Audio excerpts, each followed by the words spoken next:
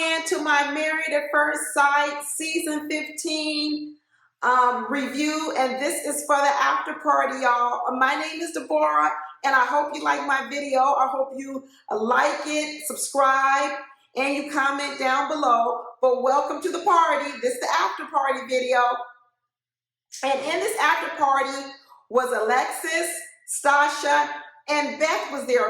Remember Beth, y'all, from past seasons? She married Jamie.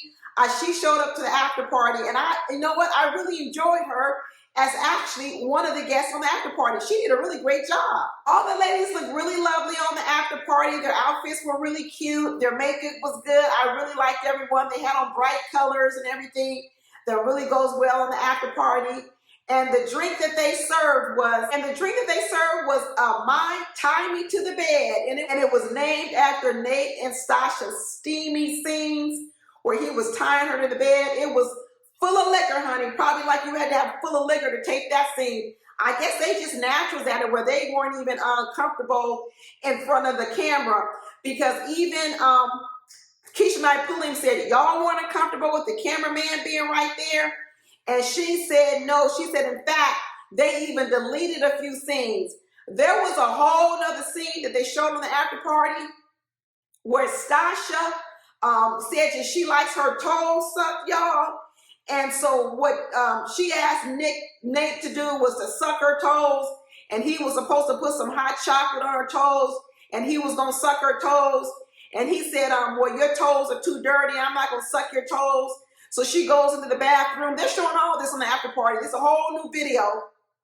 She goes into the bathroom, cleans her toes, comes out hopping so that she doesn't step on the floor, or hops in the bed so he can suck her toes with some hot chocolate on it. So we thought we saw a lot on the actual episode, but there seems to be a lot that they cut out. Wow. Keisha Knight Pulliam started getting into it a little bit with Stasha, talking about what's going on with her control issues and trust issues. And she was like, well, I've just been lied to a lot, and I've been cheated on a lot. You know, if you watch my videos, I start to talk about people who create this cycle in their life of being lied to and cheated on. And a lot of times it's because people don't want to tell you the truth because they're scared of your reaction to the truth. You start to see that with Ben and Morgan. He lies to her because he doesn't like what her reaction is going to be. And it happens with Stasha too, even though she doesn't want to recognize it. If you have a whole lot of people who are lying to you in your life, it's not that you were just running up against a bunch of liars. You're contributing to it. You need to figure out, why do I attract lies? Just like flies, why do I attract lies? But I'm not going to get into it here. If you want to know more of my thoughts on that whole theory, go back to some of my Stasha and Nate videos this week and last week. But Keisha Knight Pulliam challenged Alexis on this whole thing about going out to the club 2 hours a week, which we know is a lie, because there ain't no way you can drive to a club, get back from a club, get into a club, have a drink, do a dance, listen to some music, and talk to your friends all in 2 hours. Absolutely not possible. I don't know, unless the club is downstairs, unless they live over the club, that's a lie. And so what she was saying was, I don't think I can live this life of never being able to go to the club. I can't stand it when people be having arguments over stuff that's not even the conversation. No one ever told Alexis she could never go to a club again now that she's married. The question is, can you lay off the clubs for the first 8 weeks of marriage? Can you do that? Can you just dedicate yourself to the first 8 weeks of marriage and not go to the club and hang out with other men? And if you need a break from if you need a break from Justin, we get it. But when you go get a break, does it need to be at the club? Can you go to the park? Can you just do something else? Why does it have to be at the club? Alexis, every time someone corners her on one of her positions, she changes the story. And as a result, on this after party, she changed her story again from the original episode. Now she's trying to act as if the whole kerfuffle is over her going out 2 hours a week in her marriage ever. Girl, that ain't the discussion, and we all know it. But that's what she wants to talk about. You know, they asked Stasha what she thought, and Stasha was like, you know, she understood Justin because she's more of a homebody. And she said Nate is the one that likes to go out more than her. But she said she would never want to say that she has to be tethered to Nate's hip and that he can never go anywhere without her.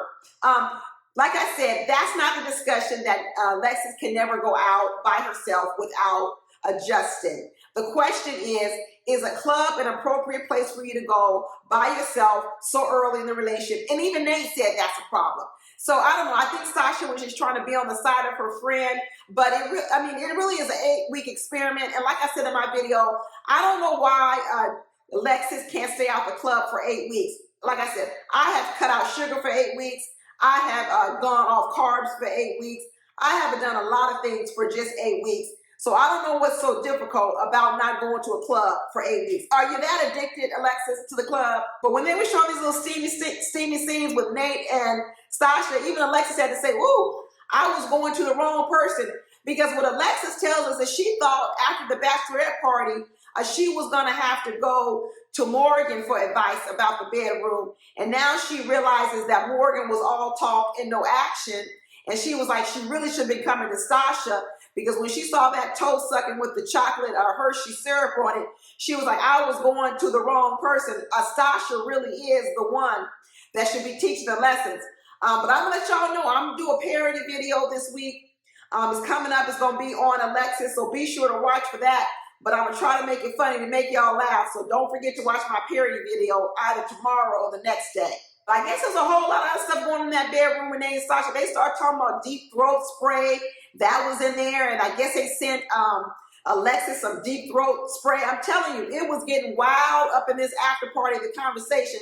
A good thing it doesn't come on till 11 o'clock so no kids are around, because the topic of conversation was definitely at an adult level. But I guess Nate and Stasha were trying to help out Alexis get it going in the bedroom with Justin, but I don't think it did anything, not at all. Now I can see why Alexis and Morgan have paired up, because honestly, they kind of have the same trajectory. Because of all the couples, the only ones who ever consummate their marriage seem to be Alexis and Justin, and also we know that Morgan and Ben haven't consummated their marriage. So between Morgan and Alexis, they both were kind of doing the same old thing at the same old time. But one thing I could see is that for the first time, Stasha is starting to get a little glimpse into the real story with Alexis and Justin, because I think prior to seeing these parts of the video, she had only heard Alexis' side of the story. And so when she saw the video of when they were sitting down with Dr. Pia, and Alexis goes into the speech talking about, you know, basically, I did my best. It was the best. I'm sorry if you don't like me, but somebody else would like me, and I like your family. And it all sounded like a goodbye speech. I thought it sounded like a goodbye speech. And when Stasha heard it, Stasha and Beth both looked at Alexis and said, girl, that speech was horrible. It looked like a speech in which it was your last speech and you had given up. Even they had to even call her out on the words she chose and what she chose to say. And she was like, what? Me? Yes, you. And when they showed the video of Nate calling out Alexis, calling her a snitch, and then Keisha and I pulled him and asked Stasha, well, what do you think about your husband saying Alexis is a snitch and she's a gossiper and she want to be up in the club all the time? And she said, well, you know, he really had only heard one side of the story, which is Justin's side. He hadn't heard Alexis' side, so he was saying based on what he had heard. Well, what's the new piece of information?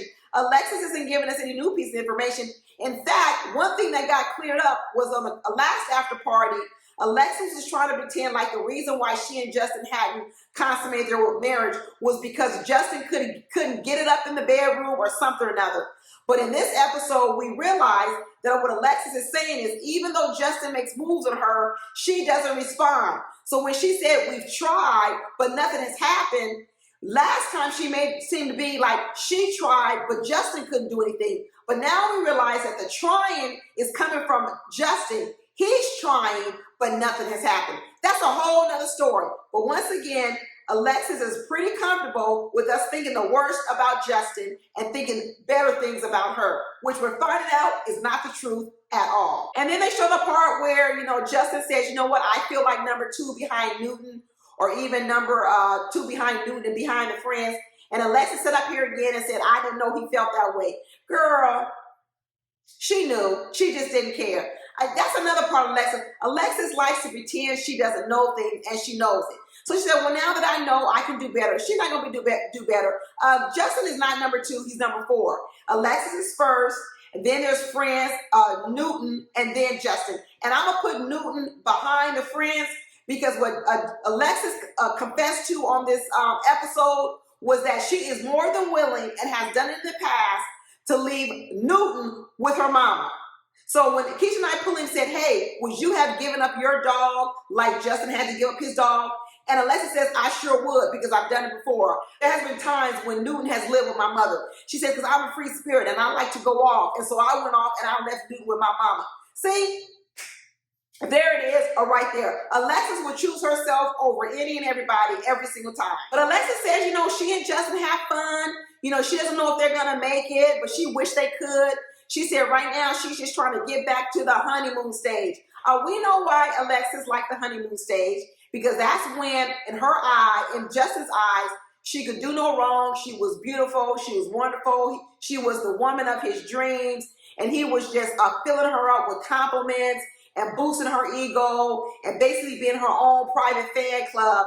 And now all of a sudden, Justin is starting to see the things he doesn't like about Alexis. He's holding back on the compliments, and he's also pointing out some things he doesn't like.